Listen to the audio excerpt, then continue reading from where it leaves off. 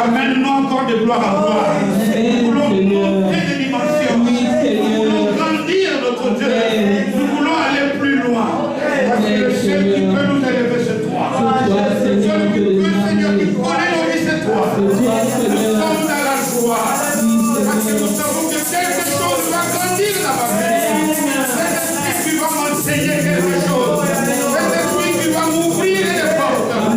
Nous croyons que tu es là. Nous voulons te céder la grâce. Parle à nos cœurs. Nous soumettons ce temps à l'obéissance de Jésus. Que tout esprit s'incline. Que l'humain s'incline. Que Jésus règne. À lui seul la gloire. À lui seul la célébration. À lui seul la vie. À lui seul le règne. Parce qu'il est Seigneur. Amen. Amen. Amen. Que Jésus soit loué. Amen, amen. Que Dieu bénisse chacun d'entre nous ici. Que vraiment Dieu nous fasse du bien. Nous sommes à sa présence. Nous voulons que nos bien-aimés sur le Zoom nous fassent un signe du pouce. Si le son arrive, c'est bon, le son. Que Dieu vous bénisse. Amen. Que Dieu vous bénisse. Nous sommes en communion d'esprit. Et c'est ça qui est essentiel. Amen. Amen. Dieu va nous parler aujourd'hui encore une fois. Et il va nous révéler encore une grande clé pour que notre vie, pour que la vie individuelle de chacun d'entre nous puisse changer. Amen. Amen. Le thème de notre message de ce dimanche, nous sommes le 20e jour du mois de février. Nous voulons savoir ce que l'Église de Philadelphie nous apprend pour remporter la victoire. Amen. Amen. Quelle leçon je peux apprendre de cette Église? Et là je signale, je l'ai déjà dit, quand on parle de l'Église, on ne parle pas des lieux de culte. Ici, par exemple, c'est des lieux de culte. Parce que parfois nous entendons des choses du genre qu'on puisse se rencontrer à l'église. Non. L'église c'est toi. L'église c'est moi. Et Jésus avait dit à Jean, écrit aux 7 églises. Il n'a pas écrit au bâtiment. Il a écrit aux membres, aux serviteurs, les gens qui étaient à l'église. Il leur a envoyé 7 lettres. Et c'est très important. Je dis que dans cette lettre, il y a un mystère caché, mais révélé par Jésus. Où il nous montre les différentes phases, les différentes étapes, les différentes périodes que toute église, quand je parle d'église, je dis les individus des églises vont traverser durant leur parcours. Et nous avons tout à apprendre de l'église de Philadelphie parce qu'elle est le type de l'église qui connaîtra l'enlèvement. Amen. Amen. Elle est l'église modèle. Tu peux être membre de l'église de Philadelphie. Je peux l'être. 7 lettres. 2 seulement. Smyrne et Philadelphie n'ont pas reçu de reproches. Surtout Philadelphie. Si tu as les clés que le Saint-Esprit nous révèle dans cette église, tu es sûr d'être enlevé. Amen. Amen. Parce qu'à faire attention, nous avons vu le dimanche passé, c'est Jésus lui-même qui qualifie Laodicée, écrit à l'église de Laodicée. C'est une église. Mais on dit, Jésus dit, je suis dehors. Amen. Amen. Il y a des églises où Jésus est dehors. Et quand Jésus est dehors, c'est un problème. Pourquoi? Il dit, parce que tu n'es ni froid, tu n'es ni chaud. Alors tu me donnes la nausée. Je risque de te vomir si tu ne te repens pas. Si tu ne changes pas. Si tu ne me laisses pas rentrer. Et nous avons expliqué c'est quoi mettre Jésus dehors. Jésus ne va pas dehors tout seul. Jésus, c'est nous qui le mettons dehors. Voilà pourquoi, lorsque nous parcourons, nous allons voir le 7 étapes où par exemple, à Éphèse, la première lettre, où il dit aux gens, on commence toujours bien. Mais où part le zèle des premiers jours? Lorsqu'on commence les choses, Jésus nous demande d'aller de gloire en gloire, on a changé. C'est-à-dire d'aller toujours de progrès en progrès. Mais très souvent, nous faisons des choses en descente. Il nous dit, nous devons retrouver le premier amour, le premier zèle. Et nous devons augmenter. Il nous dit, et il y a beaucoup de messages comme ça, supporter la persécution. Ça, c'est ce qu'il enseigne aux gens de Smyrne. Les obstacles. Jésus nous a dit, vous aurez des tribulations dans le monde. Il ne l'a pas caché. Mais il dit, prenez courage. C'est quoi le courage? Vous savez, lorsque Jésus, lorsque le désert, il y a eu des serpents brûlants qui mordaient le peuple. Dieu n'a pas enlevé les serpents. Il a dit, regardez les serpents derrière. Amen. Parce que quand tu regardes à Jésus, les obstacles tombent. Amen. Ils peuvent continuer toujours à mordre. Mais Jésus a vaincu la mort. Amen. Amen. Il dit, nous allons traverser les tempêtes. Mais faites aussi attention. Ça, c'est ce qu'il dit à Pergame. Troisième église. Faites attention. Ne mélangez pas. Il y a trop de mélange aujourd'hui à l'église. Il y a le mélange des traditions des hommes. Des mélanges de la modernité. Aujourd'hui, je nous ai dit que c'est difficile de voir des assemblées chrétiennes qui se réunissent, qui font des séminaires. Comment nous pouvons grandir spirituellement? Si on se réunit, comment on peut avoir le plus beau bâtiment? C'est bien un beau bâtiment, mais c'est mieux être à l'image de Jésus. Amen. Aujourd'hui, notre combat de l'église, c'est surtout pour être vu des hommes, moins vu de Jésus. Faites attention au mélange. Nous vivons dans le monde avec la technologie qui peut nous aider pour beaucoup de choses. Mais la technologie peut aussi devenir un piège. À tel point qu'on passe des cultes dans des lieux sombres, où il n'y a que des projecteurs sur le prédicateur. On va lire la Bible. On n'a pas dit que le prédicateur lise la Bible pour toi. Ici, premier chapitre, Apocalypse, on dit, heureux celui qui fait quoi? Qui lit.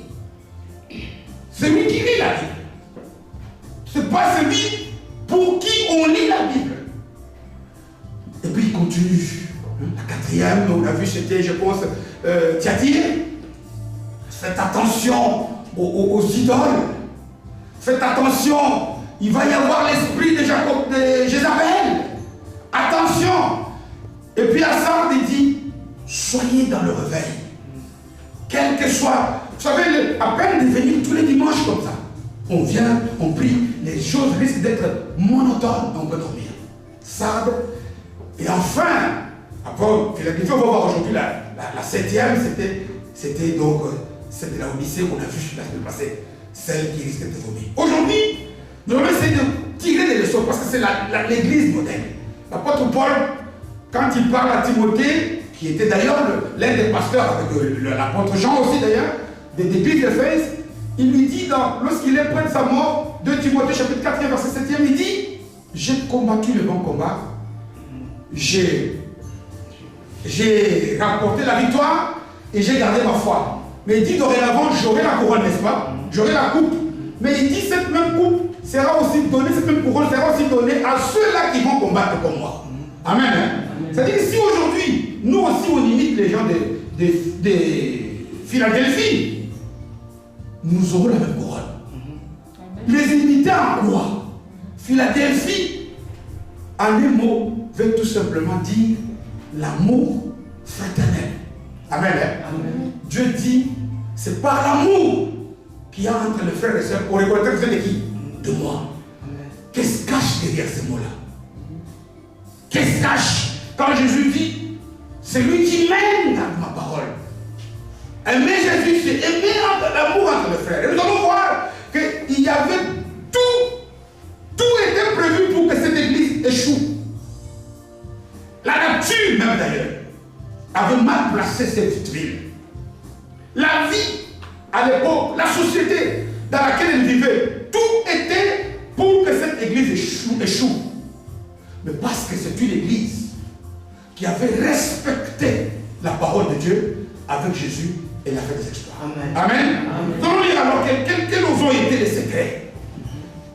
Nous allons lire nos Bibles donc dans le livre de l'Apocalypse, au chapitre 3e, à partir du verset 7e. Quel secret nous pouvons tirer de cette église, l'église modèle, l'église qui cohabite aujourd'hui? Parce que quand on parle de l'église de Philadelphie, il n'est pas question tout simplement. Nous pouvons être dans notre assemblée ici.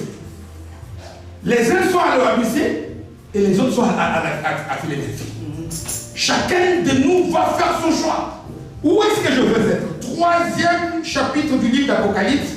Et j'ai la parole de Dieu à partir du 7e verset. Il est écrit ceci. Je lis le nom de Jésus. Écrit à l'ange de l'église de Philadelphie. Voici ce que dit le Saint, le véritable, celui qui a la clé de David, celui qui ouvre et personne ne fermera, celui qui ferme et personne n'ouvrira. Je connais tes œuvres. Voici, parce que tu as peu de puissance et que tu as gardé ma parole et que tu n'as pas renié mon nom, j'ai mis devant toi une porte ouverte que personne ne peut fermer. Voici, verset 9e, je te donne de ceux de la synagogue de Satan qui se disent juifs et ne le sont pas, mais qui mentent. Voici, je le ferai venir se prosterner à tes pieds et connaître que je t'ai aimé. Parce que tu as gardé la parole de la persévérance en moi, je te garderai aussi à l'heure de la tentation qui va venir sur le monde pour épouvanter les habitants de la terre. Je viens bientôt. Ça, il nous parle de tous. Retiens ce que tu as, afin que personne ne prenne ta couronne. Celui qui vaincra, je le ferai, et je ferai de lui une colonne dans le temple de mon Dieu, et il n'en sortira plus. J'écrirai sur lui le nom de mon Dieu, et le nom de la ville de mon Dieu, de la nouvelle Jérusalem qui descend du ciel auprès de mon Dieu, et mon nom est mon nom nouveau. Et ici encore, c'est plus clair que c'est pour nous tous, que celui qui a des oreilles entende ce que l'Esprit dit aux églises. Parole du Seigneur. Amen. J'aime beaucoup parce que toutes les 7 lettres terminent par ce verset 13e. Et ici, ça nous apprend une chose, qu'on peut avoir des oreilles et ne pas entendre. Amen. Le plus important, ce n'est pas d'avoir des oreilles. C'est bien d'avoir des oreilles. Mais on peut avoir des oreilles et ne pas entendre. Amen. On peut être riche, mais ne pas le savoir. On peut avoir beaucoup d'atouts et l'ignorer. Ici, nous avons vu le dimanche passé le grand reproche. Le grand reproche résumé que le Seigneur Jésus a fait à l'église de Laodicée, c'était quoi? C'est que tu n'es pas chaud, tu n'es pas bouillant. Une image tirée de ce que la situation physique que connaissait cette église, qui manquait d'eau et qui devait tirer l'eau de villes qui étaient éloignées d'elle. Et lorsque l'eau arrivait à Laodicée, elle était tiède, donc pas utile. Parce que les Laodicéens avaient besoin de d'eau chaude, qui traite, qui guérisse, ou d'eau froide, qui désaltère, qui rafraîchit. C'est la même chose aussi avec nous, l'Église. L'Église, Jésus attend de nous que nous puissions être chauds, zélés. Être de ceux-là que lorsque nous allons quelque part dans le monde où il y a les gens souffrent, on leur amène la chaleur. Amen. La chaleur, c'est quoi? C'est, vous savez, lorsque Jésus croise les disciples de Emmaüs, totalement morts. Pourquoi? Parce que Jésus, pour eux, il n'avait retenu, tu sais que j'avais dit, je mourrai, on fera ceci. Ils sont restés là. Mais ils avaient oublié qu'il avait dit aussi qu'au troisième jour, je serai vivant. Amen. Amen. Et on dit que lorsque Jésus fait route avec ces gens, jusque chez eux, quand ils ont reconnu Jésus, ils ont dit quoi? Nos cœurs étaient quoi? Étaient chauds. Lorsque toi tu es devant quelqu'un que tu parles, quelqu'un dans la souffrance, quelqu'un en difficulté, lorsque tu tournes le dos, qu'est-ce qu'il pense de ce que tu lui as dit? C'est ça la vraie chaleur. Celle que Jésus nous dit qu'il a parlé lorsque nous lisons le dialogue entre Jésus et ces gens-là. Tu risques de ne pas voir des choses extraordinaires. Il leur a parlé. De quoi vous entraînez-vous pas? Mais tellement il a dit la vérité. Ses disciples d'Emmaüs disent, nos cœurs ne brûlent-ils pas? Jésus cherche des gens qui lorsqu'ils parlent aux autres, leur cœur brûle. Amen. Lorsqu'ils disent des choses aux gens, les gens restent et disent oui, il fallait que tel frère, tel se passe auprès de moi. Amen. Jésus cherche aussi des gens parce qu'il y a des moments où les gens sont froids, perdus. Les gens ont soif. Lorsque toi tu passes, tu étanches leur soif. Tu les désaltères. Mais dis que lorsque tu es tiède, tu ne sers de rien. Et on verra un jour par la grâce de Dieu. Il dit, le plus grand reproche qui avait été fait aux serviteurs par rapport aux talents, c'est ça. Il dit, serviteurs nonchalants, paresseux, tu n'es pas digne. Dieu nous appelle aux aides. Dieu nous appelle à être de ceux qui chauffent. Et c'est ce que nous allons voir que nous pouvons apprendre comme leçon dans cette église de Philadelphie. Je dis que le nom veut dire amour fraternel. Mais géographiquement parlant, tout était aussi fait pour que ce peuple souffre. Pourquoi? Parce que l'emplacement physique, géographique de cette ville, était sur ce qu'on appelle en français une zone sismique. Il y avait beaucoup de tremblements de terre. Cette ville était la première lorsque tu quittes la Grèce, tu rentres en Asie. L'entrée c'était Philadelphie. Or, à l'époque, la Grèce était le berceau de vos dieux. Amen. Voilà pourquoi même d'ailleurs, on avait surnommé cette ville la porte d'Athènes. C'était comme la porte la ville qui avait pour mission de faire rentrer la culture de faux dieux là à l'église. Et il y avait à l'intérieur de cette ville l'un des dieux qui était le plus adoré, un temple d'un faux dieu qu'on appelait Janus. Janus, on l'appelait le dieu des portes. Si ceux qui ont peut-être appris la mythologie grecque, ils verront, c'est une sorte de faux dieu. On dessinait une personne un peu comme dans les cartes, avec deux têtes, une tête qui regarde. On dit que c'était un dieu qui ouvrait les portes. Voilà pourquoi d'ailleurs, quand Jésus vient dans le voir, il se présente. Vous savez, la vérité c'est Jésus.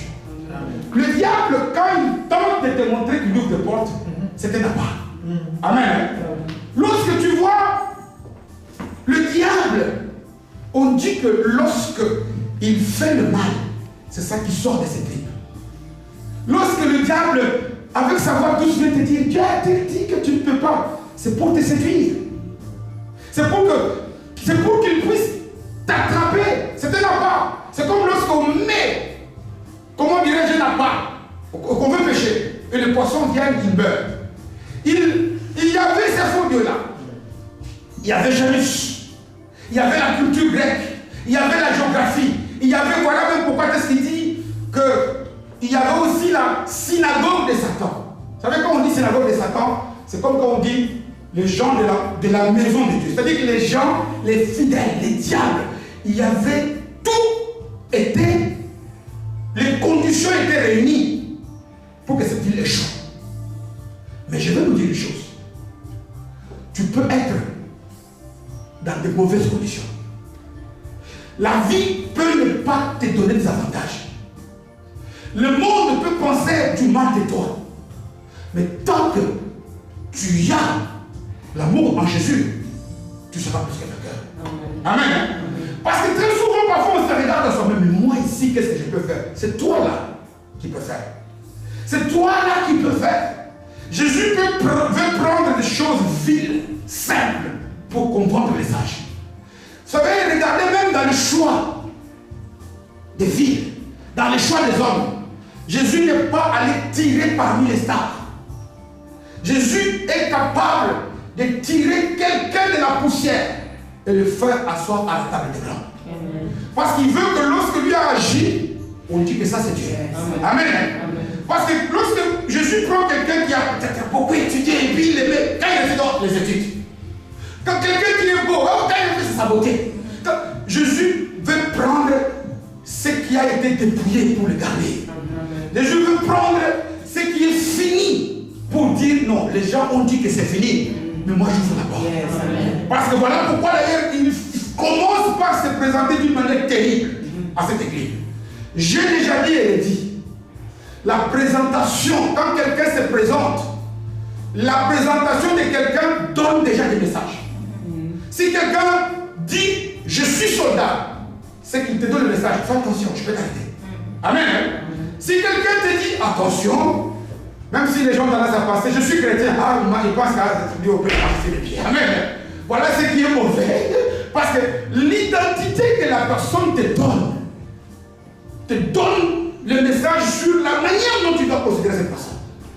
Lorsque quelqu'un te dit oui, je suis ton frère, je suis ton frère, je suis ta soeur, c'est qu'il te dit considère-moi avec amour. Et c'est comme ça que Jésus s'est présenté d'une manière différente devant toutes les églises. Et ici, il utilise trois choses. Il se définit d'abord comme étant le saint. N'oublions pas ces choses-là. Rappelons-nous que même si tu crois que tu n'as pas d'issue, si tu as Jésus, il fraye le chemin dans le désert. Amen.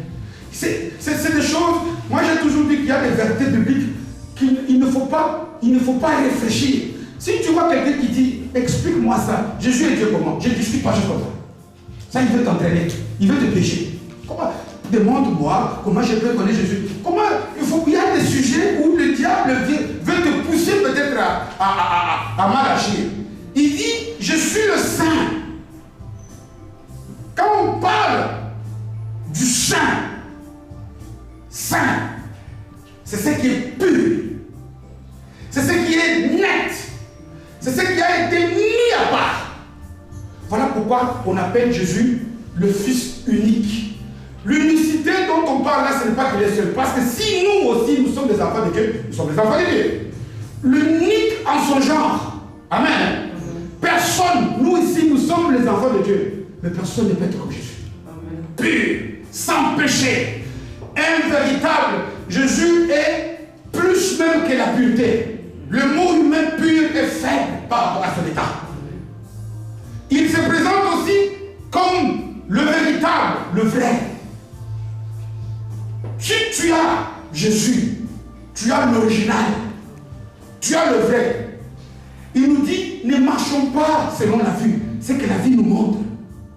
Marchons selon ce que le Saint-Esprit nous révèle. Que dans ma poche, il n'y a rien. Mais comme j'ai Jésus, j'ai tout. Amen. Amen. Amen. Ce qui te manque, ce n'est pas. Ce qui te manque, c'est la manifestation.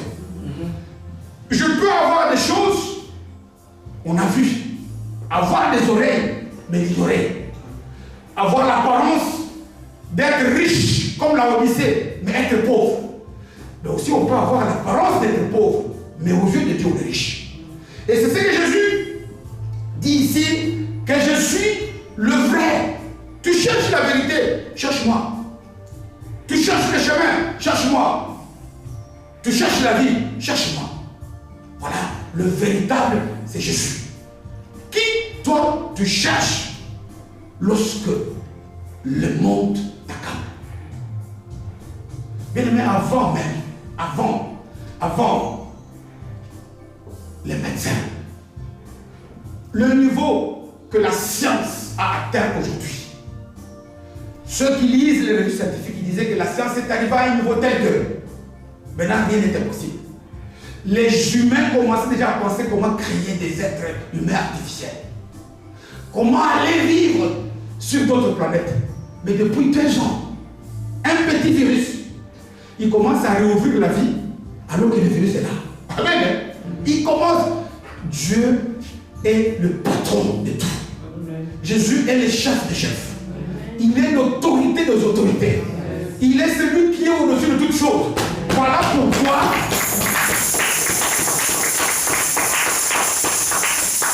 il se présente aussi comme celui qui détient la clé de la maison de David. Détenir la clé, c'est détenir le pouvoir. Détenir comment on dit, l'autorité. Si tu as la clé, c'est parti symboliquement, on n'a pas le temps de voir tout ça. Pourquoi est-ce qu'on a donné cette image? On peut aller lire à la maison, Ésaïe 22, on parle de ça. Quand tu as cette clé, quand tu avais la clé, on dit celui qui a la clé d'une maison, c'est celui qui détient la clé. Amen. Parce que tu peux dire ce château m'appartient. Mais quand l'huissier a la clé, eh ben, tu peux exhiber tous les papiers. C'est lui qui en devient le maître. Pourquoi? Parce que c'est celui qui a la clé. Quand cet homme vient, il met les scellés. C'est juste un autocollant. C'est celui qui a la clé. Tu peux commencer à lui dire, tu peux me dire, est-ce que je peux aller prendre un peu mon t-shirt à l'intérieur de la maison? Parce que le maître de toutes choses, c'est Jésus. Amen. Il dit, voilà pourquoi il parle à Philadelphie, mais il parle à nous tous ici. Parce qu'il dit que celui qui a des oreilles pour entendre, fasse quoi? Il entend ce que l'Esprit enseigne aux serviteurs, à l'Église. Pourquoi? Il dit, ne regardez pas à Janus. Ne regardez pas à tout ce que vous voyez. Ne regardez pas à tout ce que le monde peut vous montrer.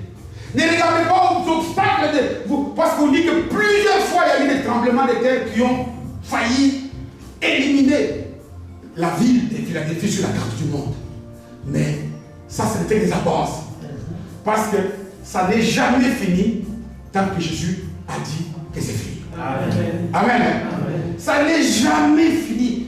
On dit, il dit, ce qui est impossible. Écoutez un peu les échelles que le Seigneur utilise. Il ne dit pas ce que les hommes ont difficile, ce que les hommes trouvent difficile. Il dit ce qui est impossible. Impossible, ça veut dire que l'homme ne peut pas faire. Ce qui est impossible aux hommes est possible à qui? Au maître de temps et de circonstances. Amen.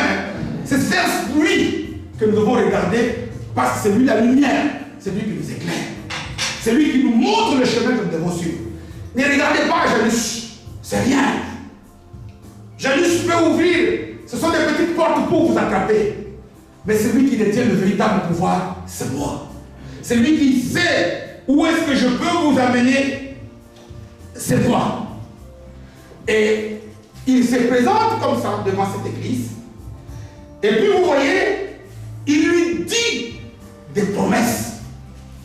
Je dis que cette église, il dit des éloges. Il dit à Éphèse, oh là là, j'ai bien aimé comment toi tu es. Tu as bien commencé.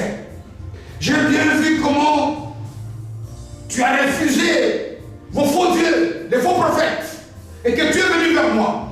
Il dit des tas de bonnes choses aux églises. Mais par après, il dit, c'est que j'ai contre toi. Il fait des blâmes. Il fait des reproches. Et puis il leur donne des conseils sur ce qu'ils doivent faire pour réussir. Mais ici, dans cette église, rien. Il ne dit que des éloges. Et il leur fait des promesses. Quelles sont les promesses qu'il leur a faites? Il dit, je laisse devant vous une porte ouverte. C'est où ça? Hein? Je connais des dire. Non. Non, ça c'est verset. J'ai mis devant vous 8 parties. Voilà. J'ai mis devant toi une porte ouverte. Que personne ne peut ouvrir. Ou ne peut fermer. C'est-à-dire que quand on parle, quand Jésus dit à quelqu'un que je place devant toi une porte, je te donne l'occasion, une opportunité, une possibilité de faire des choses et personne ne va t'empêcher de faire cette porte. Amen. Hein? Je te donne la possibilité, par exemple, de gagner des sous. Parlons de tout. Et le monde peut tout faire. Personne ne va permettre cette porte. Et il ajoute, je te donne aussi l'ascendance sur la porte de tes ennemis. Ceux de la synagogue de Satan. Les gens qui ne croient pas, qui croient dans des faux dieux. Ils viendront s'incliner devant tes pieds. Quand on parle ici des gens de la synagogue, c'est tous ces gens-là, tous ces démons-là, tous ces mauvais esprits territoriaux, tous ces démons-là qui dérangent la vie des gens. Tous ceux qui empêchent les gens d'expérimenter la joie de Dieu, la vie de Dieu, d'expérimenter les grandes choses. Jésus dit, voici, je vais te donner l'autorité de marcher sur les serpents et sur les scorpions. Amen. Et rien, tout le pouvoir du diable, rien ne pourra te nuire. C'est ça, ouvrir la porte des ennemis. Je vais te donner, moi, l'autorité, et il ajoute aussi, tu auras toute ma protection. Ça, c'est ce qu'il a promis. Ça, c'est ce qu'il a donné à cette église. Mais là où nous devons, nous, apprendre des choses, c'est que qu'est-ce qui a été comme secret? Qu'est-ce qui a valu à cette église de n'avoir que des mérites, de n'avoir que de bonnes promesses, de n'avoir pas de... Pourquoi? Parce que lorsque moi aussi et toi, nous allons imiter les mêmes choses, la couronne sera pour nous. La clé, la porte sera ouverte grandement devant nous. Une porte que lorsque Dieu me donne l'autorité, l'opportunité d'aller, personne ne peut m'arrêter. Amen. Amen. Et ça, je l'ai dit dans tous les domaines. Vous savez, Jésus peut dire, on a, lorsque la maladie coronavirus a commencé, au tout début là on s'en chauffait, où tout le monde, y compris les pasteurs, avait peur. Les gens ne disaient pas, le monde était devenu comme nous pensions que oui, c'est la fin du monde. Il y a une sœur chrétienne, peut-être que certains connaissent, je ne sais pas si c'était le nom, mais c'est ça la vérité. La pauvre épouse de l'évêque Moutier-Bellé, l'évêque Joseph Roussel, était parmi les gens qui ont eu cette maladie, ces microbes, parmi les tout premiers, depuis du mois de 2020. Mais comme on ignorait qu'elle avait, la maladie était toute fraîche, la soeur ne s'en ignorait tout. Donc quand Madame Moutier-Bellé était malade, c'est elle qui avait cette maman, sans prendre occasion, sans masque, sans rien du tout. Quand la maladie s'est aggravée, à un moment donné elle était devenue dépendante, qu'il fallait l'aider à se laver, l'aider en tout, la nourrir. C'est la maman qui faisait. Et puis plus tard, on découvre que la maman avait la Covid-19. Et elle est morte. On a fait des tests à cette maman. On a refait des tests. On a refait des tests. Et là, j'ai vu le corona. C'est-à-dire que quand Dieu veut t'épargner des choses, les conditions des hommes peuvent être réunies. Mais Dieu t'épargne la paix. Amen. Dieu t'épargne la paix. Il suffit d'être vrai. Il suffit d'être dans la vérité, dans l'amour de Dieu.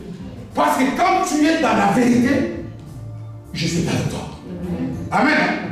Et il t'offre, ce n'est pas qu'elle l'a fait comme ça consciemment, mais elle devait être là pour aider la soeur. Vous vous imaginez que la pauvre dame est décédée. Sa fille est décédée. La fille son fils a été atteint de maladie, c'est lui qui est maintenant pasteur principal là-bas, qui a donné à son épouse, et les parents de son épouse qui étaient venus de Kinshasa pour ceux médicaux ici. Donc le fils, à Madame Moutchébélé, a eu, il a donné à sa femme, la femme est allée visiter ses parents à l'hôpital, et elle a contaminé son père qui est décédé. Amen. Mais cette sœur-là n'a jamais été testée positive. Pourquoi? Restez calme. Quels ont été les secrets? Les secrets, il y en a 3. Je ne les invente pas. C'est ce que le verset 8e nous apprend. Première partie. Parce que tu as peu de puissance. Et que tu as gardé ma parole. Et que tu n'as pas réuni mon nom. Amen. Amen. 3 choses. Si on a compris ces choses-là, le diable peut faire tout ce que tu veux. La couronne sera pour toi. Et Jésus dit que la couronne que moi je te donne, je vais la protéger. Et il dit que personne, si nous aussi nous comprenons les secrets qu'il y a derrière ces 3 choses, chacune de ces 3 choses peut constituer un sujet d'un séminaire. Chacune. La petitesse, être peu de puissance. On va introduire aujourd'hui. On verra plus tard, dans les détails, ce que ça voudrait dire, c'est quoi avoir peu de puissance. Vous savez, quand on parle de force, de puissance, tout d'un coup, ce qui nous vient aux yeux, c'est quoi? Quand on dit que cette église est puissante, on voit quoi? On voit peut-être qu'il y a beaucoup de miracles. On voit peut-être qu'il y a beaucoup de gens. Il y a des grands bâtiments. Quand on parle du terme de la puissance, selon les humains, on voit tout ce qui est physique. Mais ici, comprenez que Jésus lui trouve la faiblesse comme étant une qualité. Qu'est-ce que ça veut dire? Ça voudrait dire que nous, on ne voit pas, le regard de Dieu n'est pas le même que le regard des hommes. Les hommes regardent à ce qui frappe qui quoi? Les yeux. Mais Dieu regarde au cœur. Amen. Physiquement, Dieu n'a pas les mêmes échelles. Moi et toi, quand on veut mesurer la longueur, on utilise le mètre. Mais quand Jésus veut mesurer la profondeur de notre cœur, il utilise l'amour. Amen. Quand tu as un grand cœur, donc ça veut dire que tu as un grand amour. Tandis que les hommes, c'est que tu fais une autre distance. C'est ça qui est ici. Jésus n'a pas la même capacité de mesurer les choses contre moi. Ce qui peut paraître comme des atouts pour les hommes, ça peut être des avantages devant Dieu. Et le diable a tout fait aujourd'hui pour nous détourner de l'essentiel. Jésus nous dit, tu es faible. Cette faiblesse qu'il avait constatée, ce sont les hommes. Amen. Hein? Ce sont les hommes qui avaient trouvé qu'il était médiocre. Ce sont les hommes qui avaient trouvé qu'il était faible. On ne sait pas. Beaucoup de prédicateurs, maîtres, peut-être qu'ils avaient ceci, c'était une petite église. Non. On dit, ici, il n'y a aucune information. La vérité, c'est qu'ils étaient faibles. La vérité, c'est qu'ils étaient sans force. Et la vérité, c'est quoi? C'est qu'il y a moyen que les hommes te condamnent, mais que Jésus te relève. Amen. Il y a moyen que la vie paraisse comme étant finie, mais Jésus est capable d'être la vie. Amen. Et nous devons bien aimer savoir ces choses, parce que c'est très important. Nous-mêmes ici, parfois, on dit que nous sommes en train parfois de, comment on dit, de réduire, parce qu'on mesure Dieu, son action par rapport à nos échelles humaines, par rapport à notre manière humaine de voir les choses. Non. Jésus a un autre regard, le regard de Dieu. Vous verrez par exemple que quand il vient, il y a beaucoup de reproches à l'église. Les gens qui étaient abandonnés, les gens qui étaient perdus, c'est avec ces gens-là qu'il allait. C'est vers ces gens-là qu'il allait.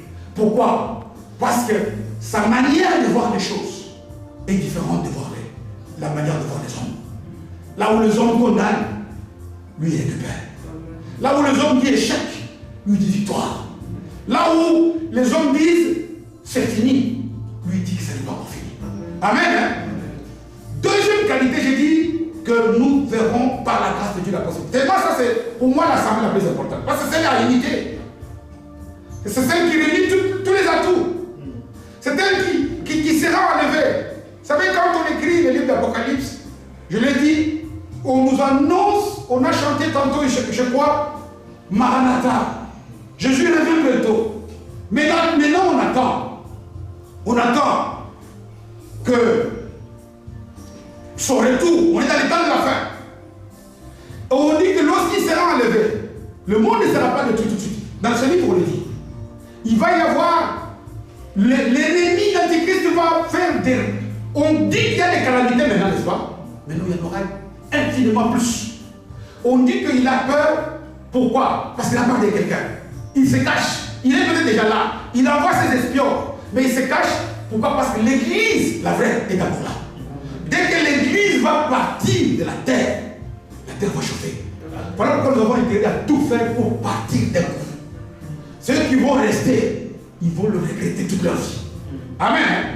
Voilà pourquoi j'ai dit que c'est très important. Et il dit, attention à notre échelle de mesure.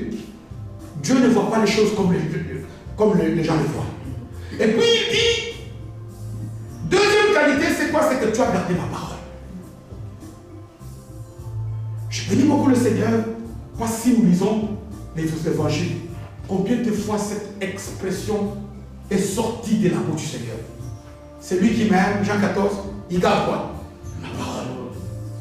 Lorsque même il crée, il donne à Adam et Ève la tâche de quoi? Des gardiens, pas du jardin, c'est ce qu'il a dit. Amen. Amen. Parce qu'ils ont gardé le jardin, mais ils n'ont pas gardé comme ce qu'il a dit. Voilà pourquoi l'autre a dit. Il dit, gardez et cultivez. Gardez quoi? Ce que je vous ai dit. Les instructions qu'il a données. Il y a tout dans ce que j'ai dit. Gardez la parole. Pourquoi Jésus nous dit ça? Ça, c'est depuis le jardin. Quand il a dit à Adam et Ève, gardez ce jardin, cultivez ce jardin, il savait qu'il y avait un ennemi terrible là-bas. Faites attention. C'est la même chose aussi. Qui a, vous savez, lorsque Jésus veut qualifier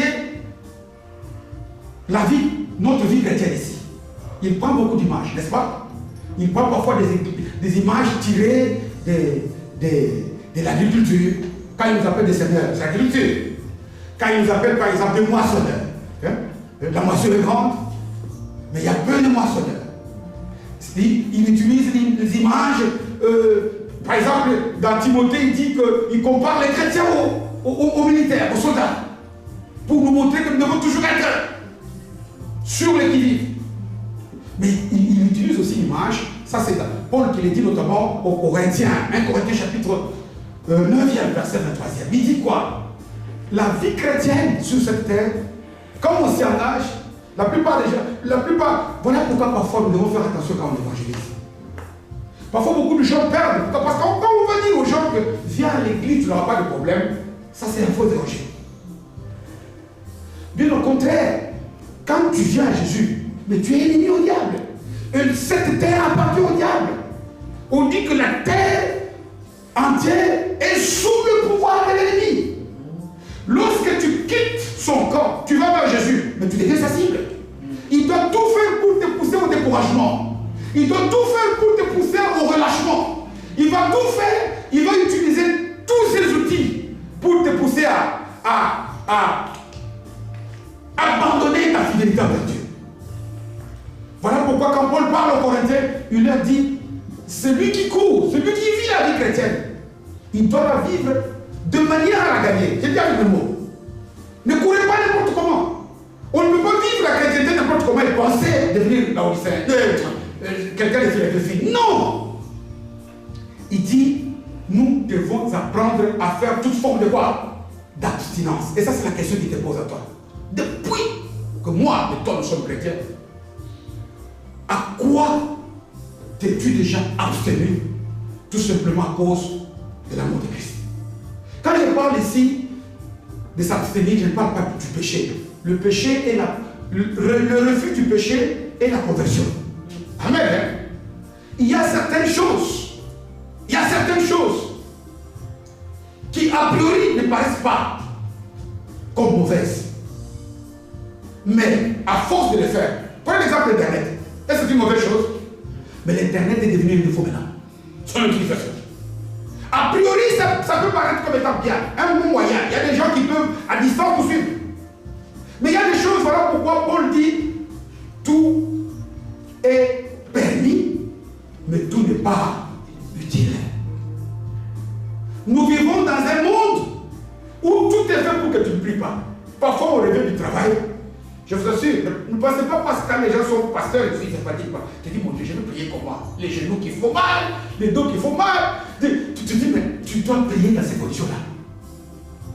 Le diable va tout faire pour rendre le travail difficile, pour nous rendre la vie un enfer, pour nous pousser à ce que nous puissions ne pas garder. Garder la parole, ça voudrait dire quoi? La santé me dit de ne pas prier, mais Jésus m'a dit de faire quoi? Prier en tout temps. Protéger la parole en toutes circonstances. Protéger quel que soit le temps, quel que soit. Pour cela, il nous faut, voilà pourquoi il dit, le passage que j'ai dit tantôt, l'ennemi est là.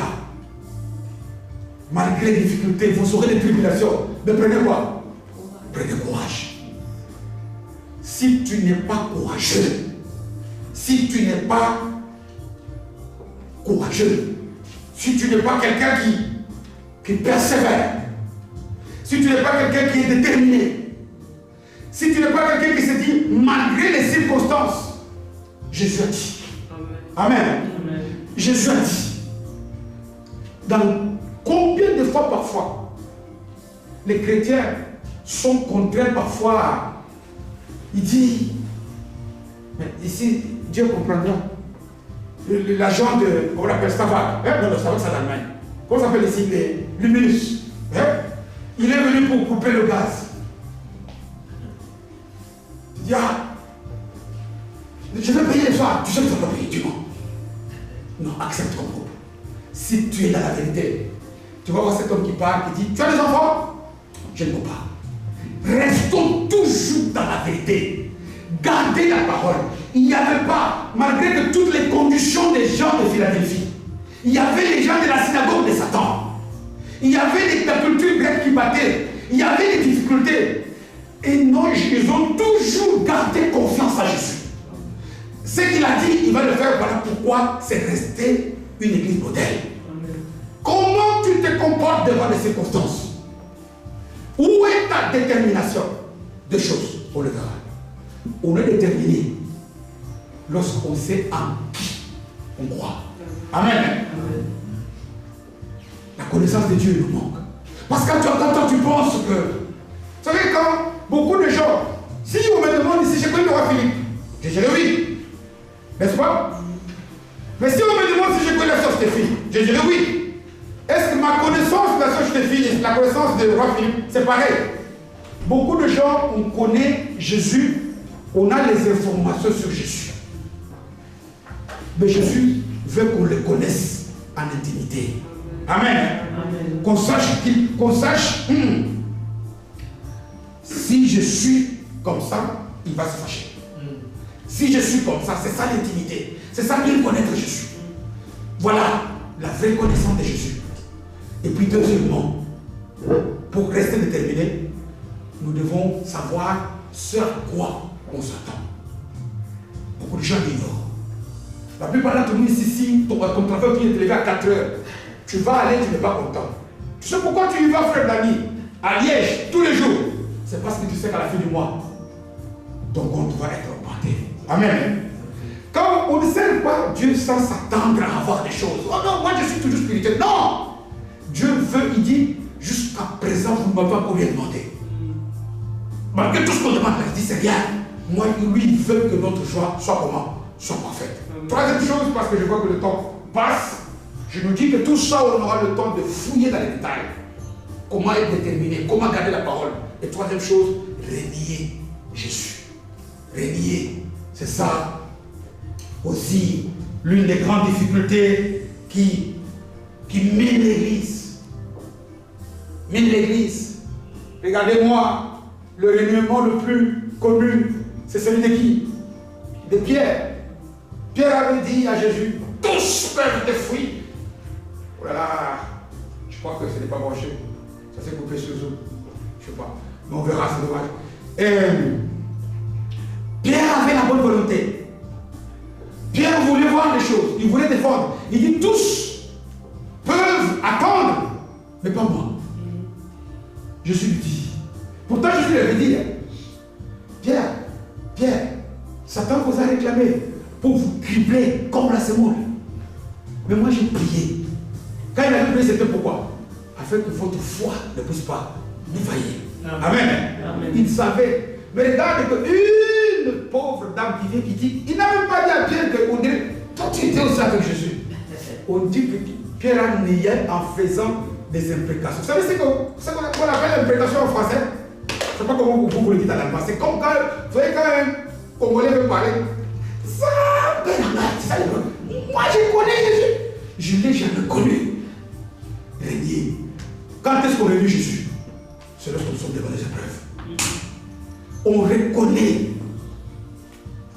un vrai chrétien et celui qui, même quand les épreuves sont là, il dit avec Jésus, je ferai des exploits. Amen.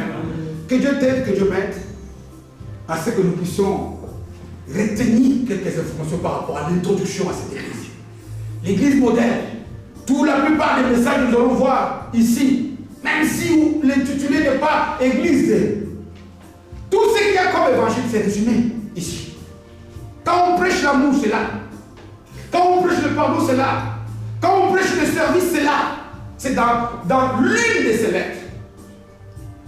C'est d'être capable, de chercher à avoir un bon témoignage de Jésus. Pas celui des hommes.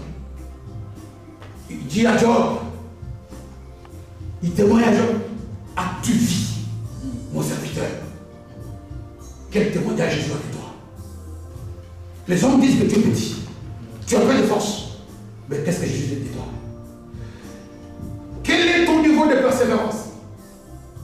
On ne persévère que lorsqu'on est capable, comme Paul le disait aux Philippiens, 3e chapitre, verset 13e, il dit, quand moi je fais des choses, je ne regarde pas ce qui est passé. Amen. Amen. J'oublie, ne regarde que devant. Quand on parle d'oublier le passé, on verra aussi le message notamment sur beaucoup de gens sont nostalgiques. Quand nous étions, quand j'étais, non. Ça c'est être de l'autre et dans la forme de l'autre. Attention à la nostalgie. Donc, que Jésus puisse trouver ce que les autres trouvent comme mauvais chez toi. Il fasse de toi un bon témoignage. 2, tu sois courageux et déterminé.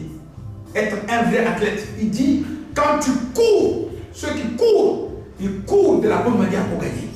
Ils s'abstiennent de beaucoup de choses. 3èmement, devant les circonstances, ne renie pas Jésus. Que Dieu bénisse.